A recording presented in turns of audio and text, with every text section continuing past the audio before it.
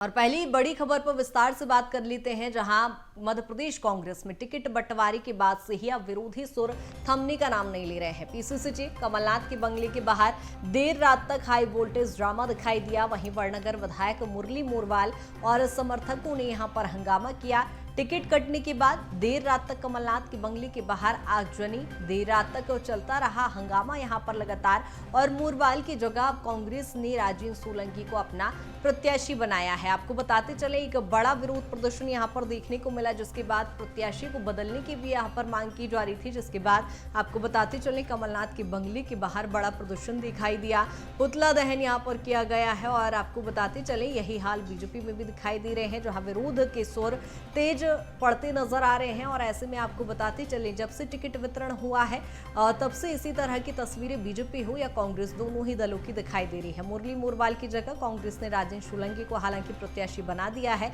लगातार यहां पर प्रत्याशी बदलने की मांग की जा रही थी। टिकट कटने के बाद से विरोधाभास की स्थिति देखने को मिल रही थी। आपको बताते चलें, कांग्रेस में टिकट बंटवारे के बाद से ही हाई वोल्टेज ड्रामा अब ऐसे में कांग्रेस नेताओं का देखने को मिल रहा है। जहां आपको बताते चलें, मुरली मोरवाल के समर्थकों द्वारा यहां पर बड़ा प्रदर्शन किया गया, पुतला दहन भी किया गया। और ऐसे में आपको बताते चलें, अब मुरली मोरवाल की जगह राजेंद्र सोलंकी को यहां पर प्रत्याशी बनाया गया है।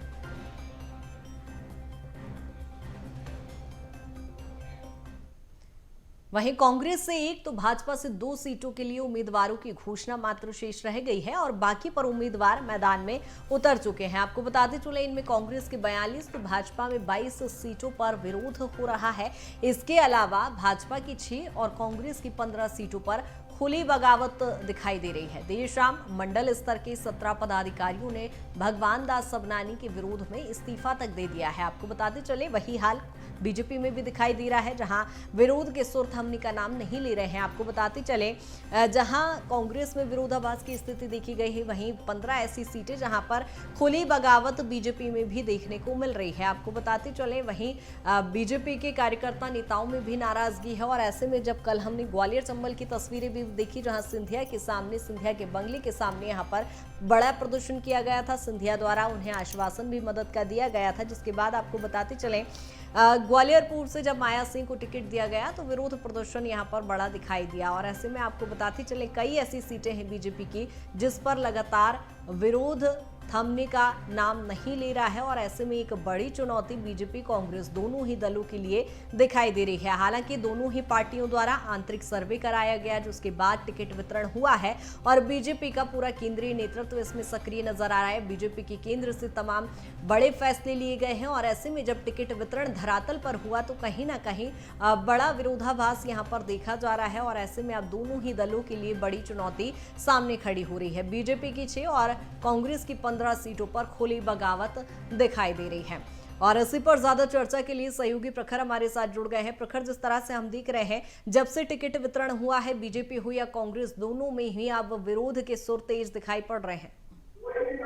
जी हाँ कृतिका, बिल्कुल निश्चित तौर पर जब से टिकट वितरण हुआ और खास तौर पर दोनों ही पार्टियों की, जब से दोनों आखिरी अंतिम सूची आई है, बीजेपी की 5वीं और कांग्रेस की दूसरी, जो लगभग सीटों पर फाइनल हो गई है, तो उसके बाद से लगातार ये विरोधी सुर दिखाई दे रहा है। चूंकि देखिए, कांग्रेस की तरफ से केवल 1 सीट बाकी है घोषित करने में, दूसरी तरफ बीजेपी की 2 बाकी है। तो ऐसे में लगभग तमाम सीटों पर जो टिकट बंटवारे की प्रक्रिया है वो दोनों ही पार्टियों ने पूरी कर ली है। तो ऐसे में अब लगातार विरोधी सुर सुनाई दे रहा है। खासतौर पर अगर बात की जाए, जो लगातार, चाहे हम कांग्रेस की बात करें तो लगातार जो कार्यकर्ता अलग अलग सीटों से, लगभग 15 से 20 सीटें ऐसी है जहां पर कांग्रेस में खुले तौर पर बगावत दिखाई दे रही है। कमलनाथ के बंगले पर रोज इस तरीके की प्रदर्शन देखना आम बात हो गई है। वहीं पीसीसी दफ्तर के बाहर भी इसी तरीके की तस्वीरें हमें दिखाई पड़ती है। अगर बात की जाए तो बीती रात जो प्रदर्शन, जो बड़ा हंगामा कमलनाथ हाउस के बाहर हुआ, वो बड़ा मामला सामने आया जब आगजनी तक की स्थिति बन गई। वहीं दूसरी तरफ अगर बीजेपी में बात करें तो बीजेपी में भी लगातार स्थितियां कुछ कम दिखाई नहीं दे रही। वहां पर भी तस्वीरें लगभग ऐसी ही दिखाई पड़ रही है। अलग अलग सीटों से विरोध प्रदर्शन होता है। भोपाल की बात की कर ली जाए तो दक्षिण पश्चिम में जहां पर भगवान दास सवनानी को टिकट दिया गया है, वहां पर खासा विरोध हमें दिखाई दे रहा है। खासतौर पर कुछ कार्यकर्ताओं ने तो इस्तीफा तक दे दिया है। वहीं अगर बात की जाए ऐसी स्थितियां प्रदेश भर में दिखाई दे रही है। बीते दिनों की अगर हम तस्वीरों की भी चर्चा कर ले कथिका, तो देखिए जबलपुर की तस्वीरें हमें दिखाई पड़ती है, हमें ग्वालियर की तस्वीरें दिखाई पड़ती है। खुले तौर पर नेतृत्व के सामने जो जिस तरीके से कार्यकर्ताओं का आक्रोश दिखा वो देखने वाला था। देखिए लेकिन अगर बात की जाए कांग्रेस बीजेपी दोनों का ही नेतृत्व इन तमाम घटनाओं को बगावत से जोड़कर देखने से मना जो नकार से दिख रहा है। चाहे हम कांग्रेस की बात करें या बीजेपी की, दोनों का ही कहना है कि हम बड़े दल हैं, हमारे तमाम कार्यकर्ता हैं नीचे से ऊपर तक। बिल्कुल इस बात का कितना ही खंडन हो जाए प्रखर, लेकिन दोनों ही पार्टियों के लिए एक बड़ी चुनौती यहाँ पर दिखाई दे रही है। बने रहिएगा तमाम जानकारी के साथ। आपको बताते चले दोनों ही दल में अब विरोध के सुर तेज दिखाई पड़ रहे हैं। ऐसे में आपको बताते चले 5 बीजेपी के और वहीं 16 कांग्रेस की सीटों पर अब विरोध तेज दिखाई पड़ रहा है। और अब आपको बताते चलते हैं कौन सी वो 6 सीटें हैं जहां कांग्रेस में बगावत, बीजेपी में बगावत देखी जा रही है। आपको बताते चले चाचौड़ा में भाजपा की ममता मीणा आपके टिकट पर अब मैदान में उतर गई हैं, जहां लाहौर में भाजपा के रसाल सिंह ने बसपा से ताल ठोक दी है। भिंड की बात करें तो भाजपा विधायक संजीव कुशवाहा ने चुनाव लड़ने का ऐलान कर दिया है। मुरैना में पूर्व मंत्री रुस्तम सिंह के बेटे राकेश बसपा से अब चुनाव लड़ रहे हैं। रैगांव में पुष्पराज बागरी और रानी बागरी ने भी चुनाव लड़ने का ऐलान कर दिया है।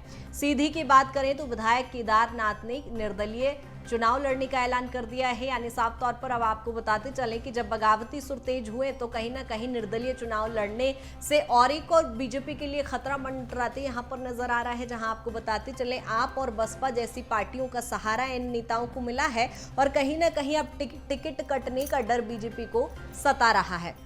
आपको बताते चले बीजेपी के जो 6 सीटें हैं जिस पर खुली बगावत देखने को मिल रही है, वो नेता कार्यकर्ता अब दूसरी पार्टी से चुनाव लड़ रहे हैं। वहीं कांग्रेस में भी बगावती सुर दिखाई पड़ रहे हैं। कौन सी वो सीटें हैं जहां पर बगावती सुर तेज हो रहे हैं? सुमावली की बात करें, आपको बताते चले मौजूदा विधायक अजब सिंह कुशवाहा बसपा से अब चुनाव लड़ेंगे। धर्मपुरी से बात करें तो पूर्व सांसद गजेंद्र सिंह राजखेड़ी का चुनाव में उतरने का उन्होंने भी ऐलान कर दिया है। भोपाल उत्तर से नासिर इस्लाम चुनाव लड़ने का ऐलान कर चुके हैं। ग्वालियर ग्रामीण की बात करें तो केदार कंशाना का चुनाव लड़ने का ऐलान पहले ही हो चुका है। बंडा की बात करें, कांग्रेस में शामिल हुए सुधीर यादव आम आदमी पार्टी से अब चुनाव लड़ेंगे। जहां आपको बताते चले कांग्रेस में भी यही स्थिति दिखाई पड़ रही है। यहां पर भी कई विधायक अब जहां बसपा का सहारा लेते नजर आएंगे तो कहीं आम आदमी पार्टी का सहारा लेते नजर आएंगे या फिर निर्दलीय चुनाव लड़ने का उन्होंने ऐलान कर दिया है। प्रखर हमारे साथ लगातार बने हुए। प्रखर, जिस तरह से हमने देखा कौन कौन से वो सीटें हैं जहां पर विरोधाभास की स्थिति है, लेकिन बात जिस तरह से आप जिक्र कर रहे थे कि वो प्रदेश के तमाम दिग्गज नेताओं ने इस बात से खंडन किया है कि ये विरोधाभास नहीं है, असंतोष नहीं है, लेकिन जब चुनाव नजदीक ही है तो ऐसे में कितनी बड़ी चुनौती बीजेपी या कांग्रेस के लिए मानी जाए, क्योंकि समय बहुत कम बचा है। चुनावी समय में वो हमेशा ही जो दोनों ही पार्टियां हैं, कोई भी राजनीतिक दल काफी जो है वो असमानताओं का और शुरू कर देता है, कई सारी अनिश्चितताएं खड़ी कर देता है। खासतौर पर हमें याद करना चाहिए इसी तरीके से 2018 का वो चुनाव जहां पर इसी तरीके के असंतोष कई सारी सीटों पर दिखाई दिए थे। ऐसे ही असंतोषियों के नेताओं के कारण कहीं न कहीं 2018 का चुनाव में भी कई सीटों पर इस टाइम बीजेपी को उठाना पड़ा था, वही कांग्रेस को भी उठाना पड़ा। बिल्कुल इस तरीके की जो बगावती सुर है ये हमेशा ही कोई भी पार्टी उनको नुकसानदायक सिद्ध होते रहते हैं। कितना भी देखिए जो नेतृत्व है वो लगातार इन खबरों से, इन आशंकाओं से इनकार करता हुआ नजर आता है, लेकिन देखिए जो स्थिति है वो कितनी गंभीर है और उसको कितना गंभीर जो परिणाम है वो हो सकता है, उसको इसी बात से समझा जा सकता है कि दोनों ही पार्टियों ने इन नाराजों को मनाने की कवायद, यानी कि डैमेज कंट्रोल की कवायद शुरू कर दी है। लगातार जो दिग्गज नेता है, चाहे अगर हम बीजेपी की बात करें, बीजेपी में संगठन की जितनी नेतृत्व है, चाहे हम बात करें वीडी शर्मा जो प्रदेश अध्यक्ष है उनकी बात करें, या फिर चुनाव प्रभारी और चुनाव प्रबंधन समिति के लोगों की बात करें, भूपेंद्र यादव, अश्विनी वैष्णव या फिर नरेंद्र सिंह तोमर की बात को न करें, तमाम कार्यकर्ता, तमाम जो नेता है वो कार्यकर्ताओं के साथ संवाद में जुटे हुए। बिल्कुल प्रखर, यानी कहीं ना कहीं संवाद स्थापित करने के लिहाज से इन बगावती सुरों को कम करने की कोशिश तो दोनों ही पार्टियां कर रही है। देखने वाली बात होगी किस तरह से डैमेज कंट्रोल दोनों पार्टी करेंगी। बने रहिएगा तमाम जानकारी के साथ।